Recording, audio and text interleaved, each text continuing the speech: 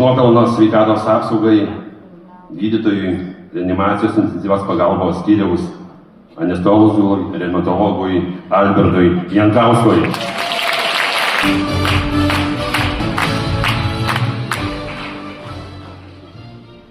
Esu nustebintas ir sujaudintas be abejo. Ir vis dėlto papasakosiu tokį trumpą epizodą iš savo darbo, kai mes išlydėjom pacientą iš savo skyriaus, reanimacijos intensyvios terapijos, sveikusį. Gal dar ne visai, į tolimesnį skyrių tęsti gydymą, bet jau stabilų. Ir pacientas sako, ačiū Jums, daktarė.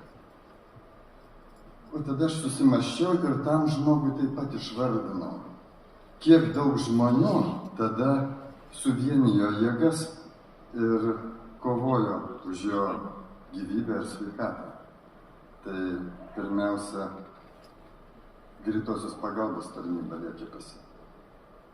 Paskui jį priėmė skubios pagalbos ir priėmimo skyrius.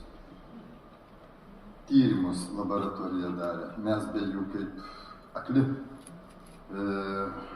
Radiologijos tarnyba, specialistai iškviesti naktį iš namų. Kelios pamainos mūsų reanimacijos intensyvios terapijos skyriaus komandos besikeičiančios budėjimo. Tai tų žmonių suskaičiavau, keliasdešimt, turbūt 30-40 kažkur, ne mažiau, kurie tiesiogiai dalyvavo tame darbe.